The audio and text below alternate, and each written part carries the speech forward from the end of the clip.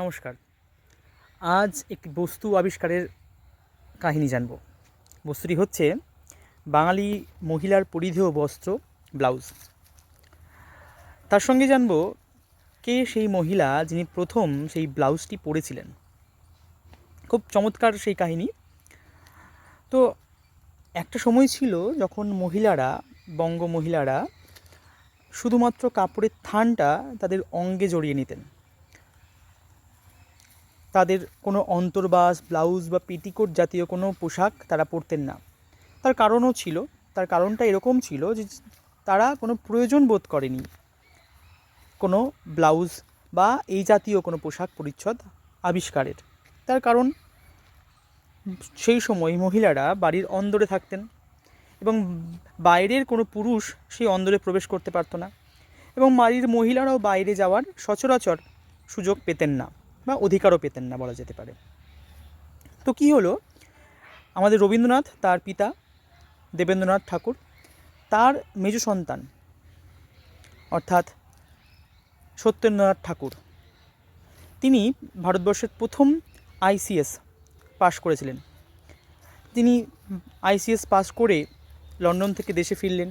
তো তার চাকরির পোস্টিং পড়েছিল মুম্বাই, বা বর্তমানে মুম্বাই বললেও আগে তাকে বলা হতো বোম্বাই। তো সেই বোম্বাইয়ে তার স্ত্রী ছিল জ্ঞানদা নন্দিনী দেবী।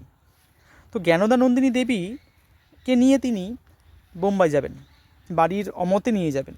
বাড়ির লোক চায় না, দেবেন্দ্রনাথ ঠাকুর চায় না, প্রচুর অশান্তি হচ্ছে, তবু তিনি নিয়ে যাবেন বদ্ধপরিকর। এমন সময় তার মনে হলো যে যে বস্ত্র তারা পরছে, যে কাপড় পরছে, বা যেভাবে কাপড়টা পরছে সেটা উপযুক্ত নয় বাইরে তার স্ত্রীকে নিয়ে যাওয়ার জন্য।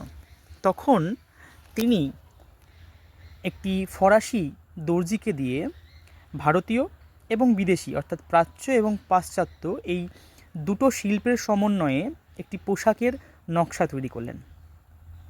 সেই নকশা অনুযায়ী একটি পোশাকও তৈরি হলো, এবং সেই পোশাকটি এমনভাবেই তৈরি হলো এবং সেটা পরা এতটাই কষ্টসাধ্য ছিল যে প্রতিবার সেটি পরতে জ্ঞানদা নন্দিনী দেবীকে তার স্বামীর সাহায্য নিতে হতো।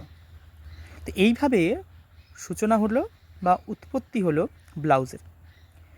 তার সঙ্গে একটা নতুন তথ্য দিয়ে রাখি, বর্তমান সময়ে বাঙালি মহিলারা যেভাবে শাড়ি পরেন,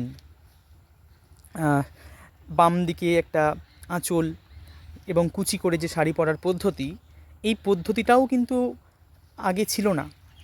এই পদ্ধতিটার প্রচলনও কিন্তু জ্ঞানদা নন্দিনী দেবী সূচনা করেছিলেন। তারও একটি ইতিহাস রয়েছে। এরকম বহু ইতিহাসের কথা, গল্পের কথা, কাহিনীর কথা থাকবে। আমার সঙ্গে থাকুন আপনারা।